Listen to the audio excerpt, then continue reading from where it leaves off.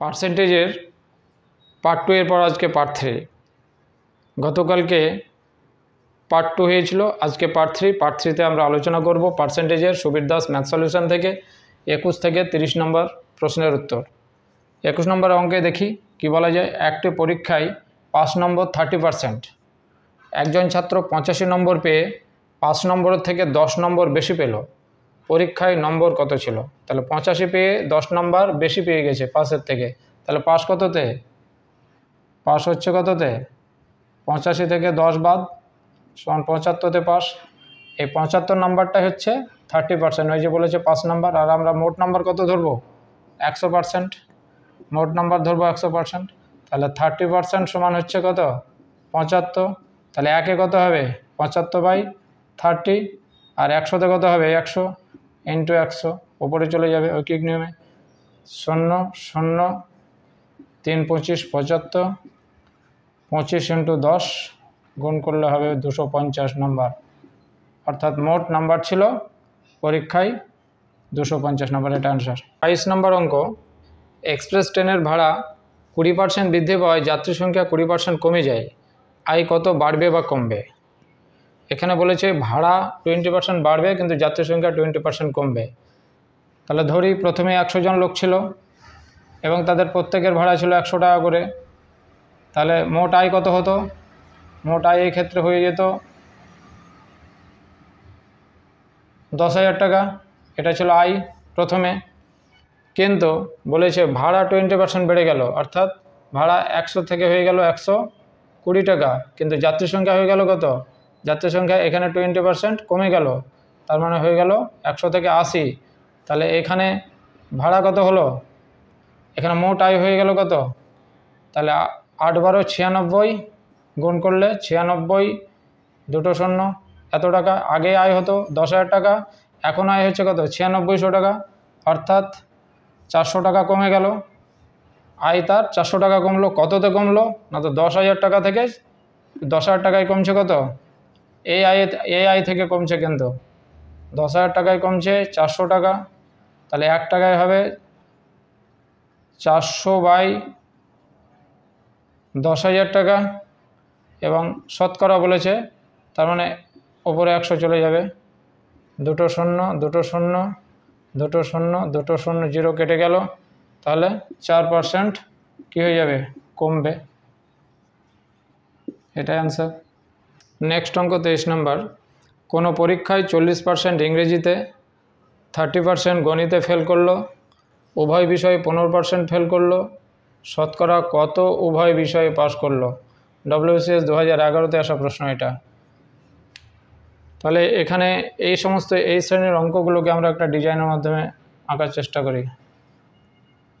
এখানে বলেছে 40%, এটাকে ধরলাম ইংলিশ এই বৃত্তটাকে, এবং এই বৃত্তটাকে ধরলাম ম্যাথ, আর মাঝেরটা হচ্ছে উভয়, মানে এই অংশটা এদিকেও আছে এদিকেও আছে। তাহলে ইংরেজিতে কত বলেছে? 40%, আর গণিতে বলেছে 30%, আর উভয় বিষয়ে বলেছে 15%। তাহলে শুধু ইংরেজিতে যারা ফেল করেছে তার কত হবে? এখানে এটা থেকে এটা মাইনাস করতে হবে। তাহলে 40 থেকে 15 মাইনাস করলে কত হবে?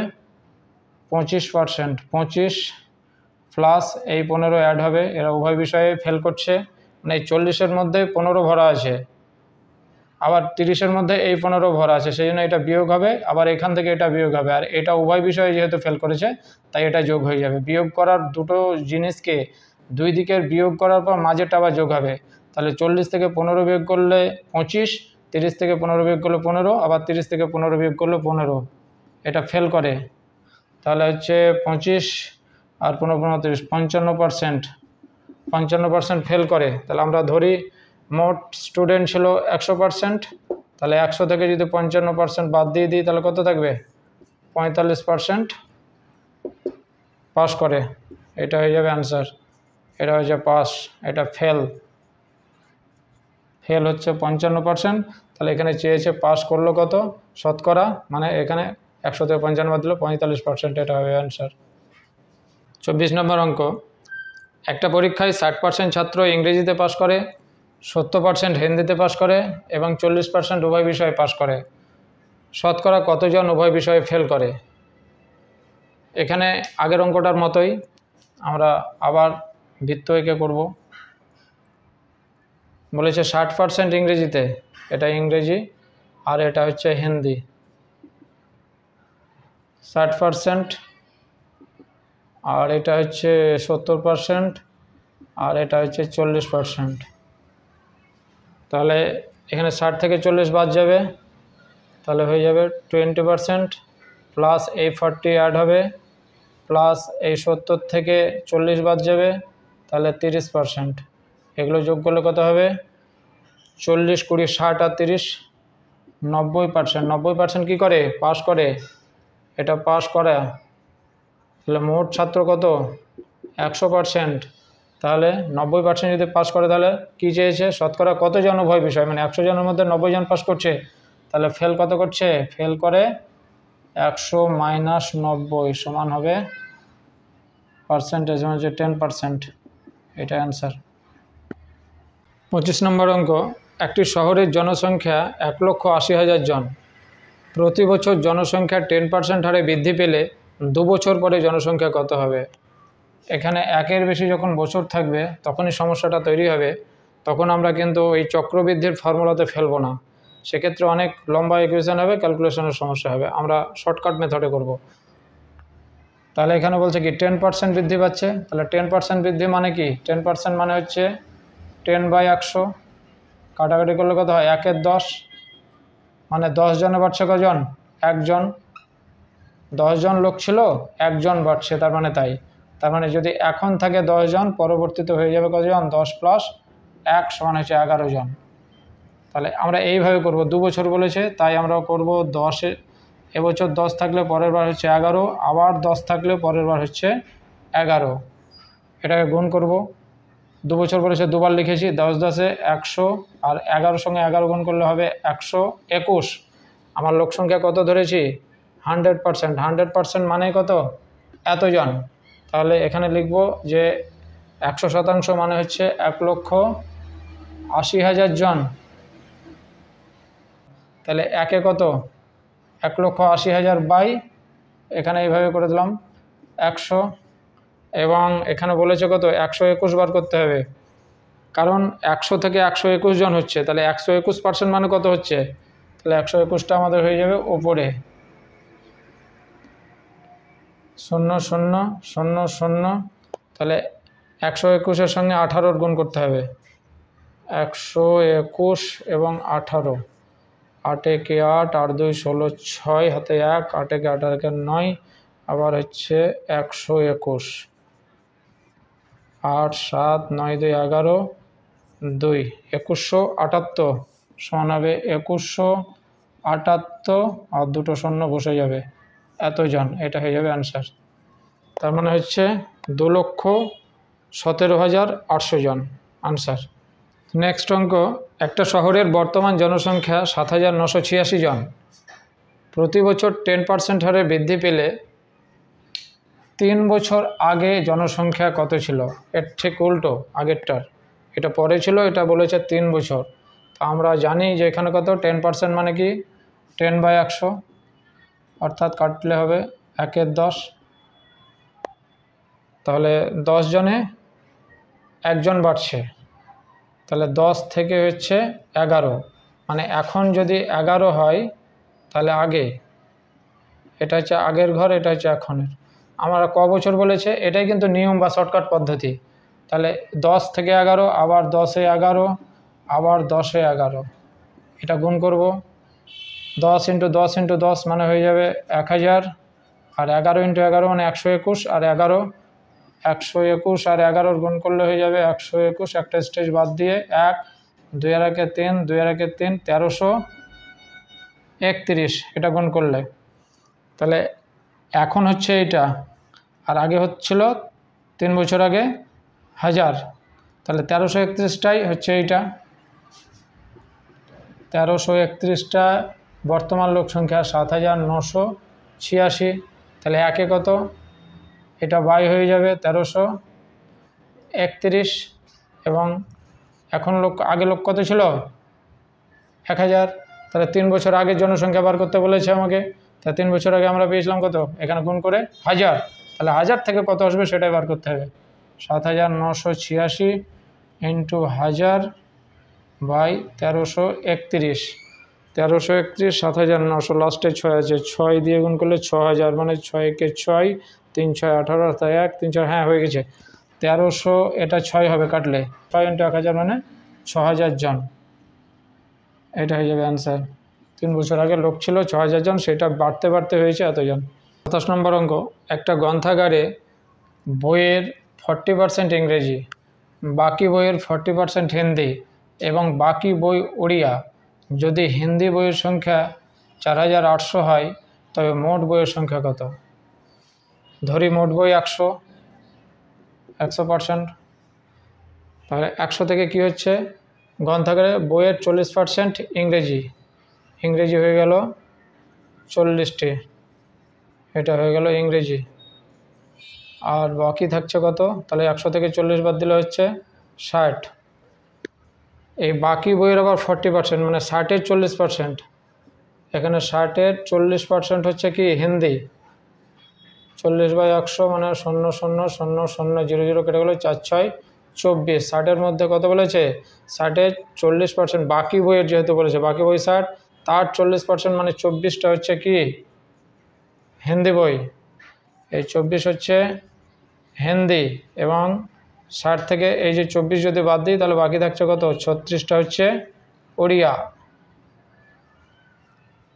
তারপরে বলেছে যদি হিন্দি বইয়ের সংখ্যা 4800, অর্থাৎ এখানে 24টা পেলাম আমরা হিন্দি বই, তাহলে 24টা ইন্ডিকেট করছে কাকে, 4800-কে, 24-এর মানটাই হচ্ছে 4800, যেটা হিন্দি পেলাম 100% থেকে ভেঙে, তাহলে একে কত হবে 4800/24, কী বার করতে হবে, মোট বইয়ের সংখ্যা, মোট বই কত ধরা আছে 100%-এর মান বার করতে হবে, 100% মানে উপরে আবার 100 দিয়ে গুণ, তাহলে 24 দেওয়া 24 2 48, 200 কাটলে তাহলে 200, তারপরে 100 দুটো শূন্য বসে গেল, মানে 20,000টি বই হবে মোট বই, এটা হচ্ছে অ্যান্সার, মোট বই 20,000টি।